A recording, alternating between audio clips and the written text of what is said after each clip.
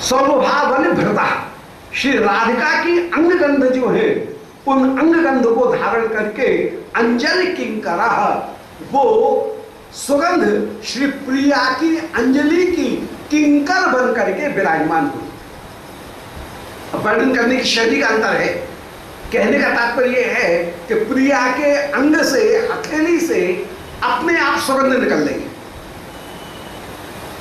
वो सुगंध तो अद्भुत है। अब श्री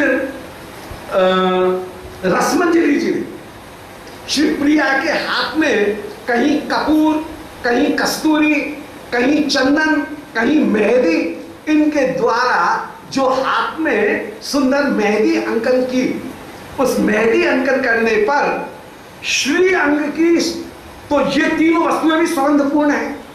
चंदन भी सुगंधी, कपूर भी सुगंधी और कस्तूरी भी सुगंधी।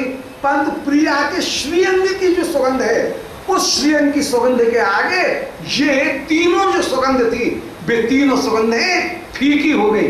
तो ये तीनों सुगंध जो लगाई गई सुगंध थी, आगंतुक जो सुगंध है, वे आगंतुक सुगंध तो हो गई किंकर, और स्वामी हो गई कौन? श्रीअंग की सुगंध। श्रीअंग की सुगंध तो हो गई राजा, और जो लगाई गई सुगंध है, वे लगाई गई सुगंध हो गई है सेविका। तो वही कह रहे हैं कि सौरभावल भृता, श्री राधिका का तनु साहजिक अतुल सौरभावल भृता, श्री राधिका का वो स्वरूप श्रीअंग, तनु माने वो श्री, वो शरीर जो कि स्वाभाविक अतुल सौरभ से युक्त होकर के विराजमान, उस श्री अंग की गंध की निवृतोंजलि किंकरा, जो अंजलि में लगाया हुआ जो कपूर, चंदन, कस्तूरी, ये सब किंकर बन करके रह गए। माने अंग गंध के आगे ये जो आगंतुक जो गंध थी, दोबारा लगाई हुई जो गंध थी, वह गंध किंकर बन करके, तुच्छ बन करके विराजमान हो गई है। तो प्रिया जी के अंग गंध की अपूर्व शोभा, और ये अंग गंध की ऐसी शोभा, जैसे श्याम सुंदर की अंग गंध श्री प्रिया जी को बरबस आकर्षित करती है, ऐसे ही श्री प्रिया जी की अंग गंध श्याम सुंदर को बरबस आकर्षित करते हुए विराजमान। जहां पर श्याम सुंदर जिस समय बोलते हैं, उस समय मुख की जो अंग गंध है वो अपूर्व रूप से प्रभावित करे। इसी प्रकार श्री प्यारे की प्रसादी बीड़ी, उसको जिस समय श्री प्रिया अर्धचंद्र तांबुल को ग्रहण करती हुई विराजमान हो, तो मुख की जो गंध है वो श्री प्रिया को अत्यंत अत्यंत आनंदित करती हुई विराजमान है। तो गंध जैसे विमोहित करती हुई विराजमान, समय मदन मोहन सखितनोति घ्राण स्पृहान, वो मदन मोहन जो है वो नेत्र स्पृहान, कर्ण स्पृहान, घ्राण स्पृहान, इनको धारण करते हुए विराजमान है। ऐसे ही श्री प्रिया जी की अंगगंध भी आज अन्य अंगगंधों को, अन्य गंधों को पराजित करके श्री श्याम सुंदर के चित्त को आकर्षित करती हुई विराजमान हो रही है। तो बलवृतो निवृतोंजलि किंकरा, जो अंजलि है वो अंजलि में विराजमान ये गंध श्री प्रिया की अंग गंध की किंकर बनकर के विराजमान हो गई। दोबारा देख लें, यम अनुलेपा, लेपम माने अलता लगाने के बाद, मदात माने रसपूर्वक, रसमंजरी जी ने मलेज माने चंदन, इंदु माने कपूर, और मद आदि माने मेहंदी और कस्तूरी इत्यादि, इनको आदरात, आदर पूर्वक, तो मदादिजम, मदाद से उत्पन्न होने वाली जो गंध है उसको आदर पूर्वक सब तनु साहजिक जो धारण कराया, उसको तनु माने श्री किशोर जी के श्री अंग की साहजिक, सहज जो अतुल सौरभावली थी, श्री अंग की जो अपूर्व सौरभ संपत्ति थी, सौरभावली थी, उस सौरभावली के सामने निर्भृता, जब विशेष प्रकार से निर्भृता, जब उस गंध को रखा गया, तो वो रखी हुई कपूर इत्यादि की गंध, वह अंजलि किंकर, वह अंजलि की किंकर बन करके विराजमान हो गई। अर्थात श्रीहस्त इत्यादि में धारण कराई गई वो मेहंदी इत्यादि सुगंधित मेहंदी, वह भी श्री अंग की गंध की स्वाभाविक किंकरी बन करके विराजमान हुई है। वो अपूर्व से श्री अंग की शोभा के आगे फीकी पड़ करके विराजमान हो गई है। अथवा अंजलि किंकरा, अंजलि बांधे हुए किंकरी बन करके विराजमान हो गई, माने ऊपर से लगाई गई जो गंध है वो ऊपर से लगाई हुई गंध किंकरी होकर के विराजमान हो गई है। प्रवर मुक्ता मुरोन्वित मुक्त का सृज मदात अथ केल सरोरुहम कर सरोरुहि यत् तुलसी रसाद उर्भयोर्भयो तद्भूत द्विता। अब सारा श्रृंगार हो गया।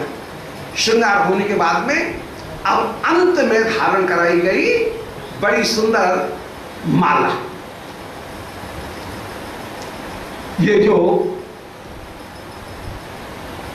अपूर्व जो अतिमुक्ता जो माला है, अतिमुक्ता एक पुष्प होता है, अतिमुक्ता मोतिया, आजकल हम बोलचाल की भाषा में जिसको मोतिया कहते हैं, तो मोतिया के फूल की माला, अतिमुक्त की माला, उस समय सबसे बाद में सारा श्रृंगार करने के बाद में अतिमुक्त की जो माला है वो अतिमुक्त की माला श्री किशोरी जी को सखियों ने धारण कराई। तो प्रबल मुक्तम उरोन्वित मुक्त का सृजन, श्री प्रिया ने लाल रंग की कंचुकी धारण कर रखी है, पहले वर्णन कराए है। उस कंचुकी में मोती, कहीं मोतियों की कहावट हो रही है, तो मोतियों से युक्त श्री प्रिया की कंचुकी विराजमान है और उस कंचुकी के ऊपर अब मोतिया के फूलों की सफेद फूल और लाल फूल, इनकी मोतिया के फूलों की सुंदर जो माला है, उस माला को जब सखी ने धारण कराया तो दोहरा मोती हो गए कि नहीं? एक तो पहले से ही कंचुकी में मोती थे और अब मोती की माला ऊपर से और धारण करा दी, तो मोती भी दुगने हो गए, मोती भी दुगुणता को प्राप्त करके विराजमान हो गए। तो प्रवर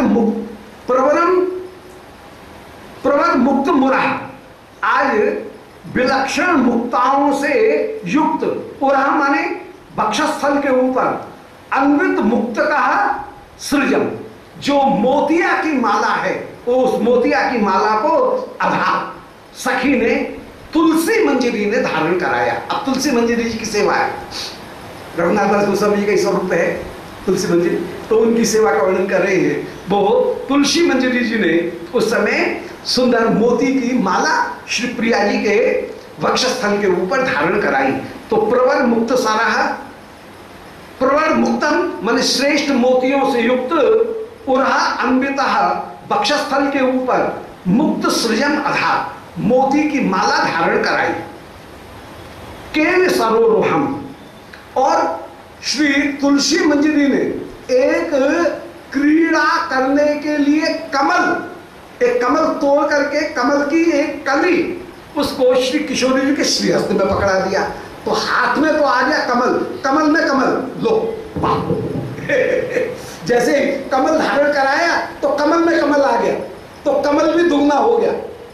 और वक्षस्थल पर पहले ही मोती की कंचुकी धारण की हुई थी, उसके ऊपर मोतिया की माला धारण कराई, तो मोती की माला भी दुगुण हो गई, मोती भी दुगने हो गए और कमल भी दुगना हो गया।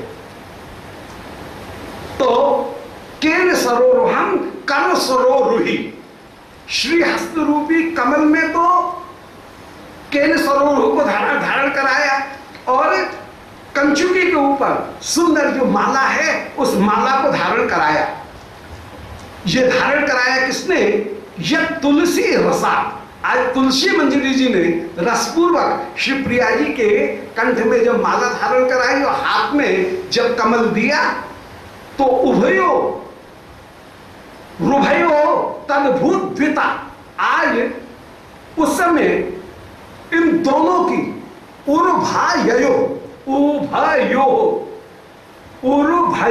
उर्भयो का संधि विश्लेष करेंगे तो उर्भायो, उरु माने अत्यधिक, भा माने शोभा से युक्त, वे दोनों के दोनों हो गए और वे उभयो तद्भुत द्विता, वे दोनों ही डबल हो गए, दुगने हो गए। माने मोती भी दुगने हो गए और कमल भी दुगने हो गए।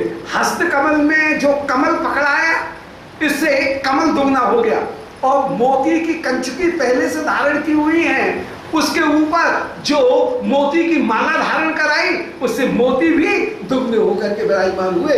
तो दोनों की द्विता, दोनों की दुगनापन अपूर्व रूप से यहां होकर के विराजमान हुआ है। ऐसे सुंदर श्रृंगार जो है वो श्रृंगार की परिपूर्णता हुई।